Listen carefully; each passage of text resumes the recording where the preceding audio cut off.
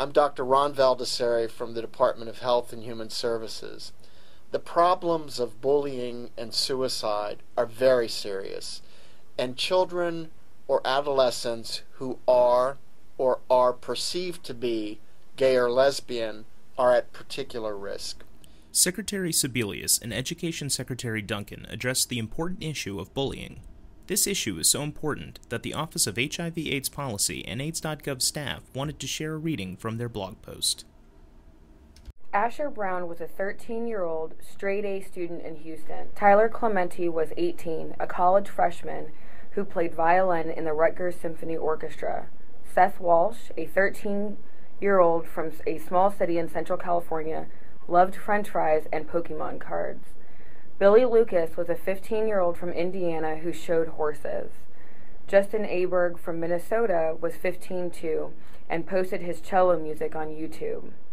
What did these young people have in common? They all died recently by suicide after being harassed because they were gay or believed to be gay.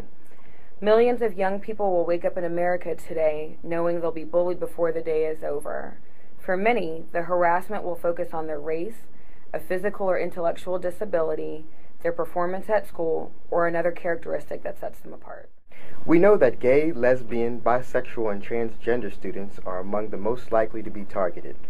4 out of 5 gay, lesbian, and bisexual and transgender middle schoolers say they are regularly harassed because of their actual or perceived sexual orientation or gender identity. 3/4 of high schoolers say they are frequently or often hear derogatory and homophobic remarks. As these attacks add up, they can become an unbearable burden for young people. Bullied teens are more likely to abuse drugs or alcohol. They're more likely to skip school. They're more likely to be depressed. The result is that gay, lesbian, and bisexual teens are up to 7 times more likely to have reported attempting suicide than their peers. We cannot continue to stand by while our children are subjected to this physical and emotional violence. Protecting young people from bullying is just as essential to their healthy development as making sure they have good teachers and access to health care. Over the years, we've heard excuse after excuse for why this harassment continues. One argument is that bullying often happens out of sight, in locker rooms, deserted hallways, or on social media websites. But we know that 85% of all bullying happens in front of witnesses, including adults. Others operate under the sad belief that bullying is just another part of growing up, that it quote-unquote toughens kids up. The events of the last few months should put this outrageous theory to rest. Still, others say some kids are just mean and there's nothing we can do about it. This excuse ignores the effective strategies that we have developed to reduce bullying. For example, in schools that have anti-harassment policies that address sexual orientation, gender identity, gay, lesbian, bisexual, or transgender students are 50% more likely to feel safe in a school and 1/3 less likely to skip a class. Even more promising are approaches that get entire communities involved. When principals, teachers, school nurses, pediatricians, social workers, faith leaders, law enforcement agents, parents, and youth all have the information they need to recognize bullying and respond to it. Bullies get a clear message that their behavior is unacceptable. That's why last year, the Departments of Education and Health and Human Services joined forces with 4 other departments to create a federal task force on bullying. In August, the task force staged the first ever National Bullying Summit, bringing together 150 top state, local, civic, and corporate leaders to begin mapping out a national plan to end bullying.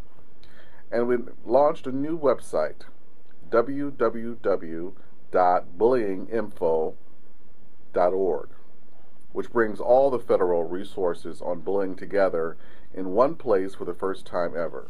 We're also getting students involved. The Stop Bullying Now campaign has 80 partners across the country that help reach youth with an anti-bullying message everywhere from elementary and middle schools to boys and girls clubs to public libraries to 4-H clubs. And last week, the Department of Education's new Safe and Supportive Schools program announced grants to 11 states to help them to use student, family, and staff surveys to create school safety scores for schools in their states. Additional funds will be available for the schools with the biggest safety concerns. We're launching a similar effort to mobilize communities to prevent suicides. Last month, the Department of Health and Human Services helped announce an unprecedented National Action Alliance for Suicide Prevention, which brings together a wide range of public and private partners to coordinate anti-suicide efforts. One of its special goals is preventing suicide in at-risk groups, including gay, lesbian, bisexual, and transgender youth. Building safe neighborhoods and schools where young people can thrive is a job for all of us, not just government or schools or parents. It means speaking up the next time you hear someone use a homophobic slur, stepping in when you encounter a bully in action, and letting your local school board know that bullying isn't just a part of growing up. It's a serious danger to our children. The events of the last few weeks have filled many of us with sadness and anger. They should also fill us with determination to do everything we can to stand up for Seth, Tyler, Asher, Billy, Justin, and millions of other young people who can't do it for themselves. If you feel like you need to talk to someone, the Trevor Project's 24-hour, 7-day-a-week helpline for LGBTQ youth is available at 1-866-488-7386 or online at www.thetrevorproject.org.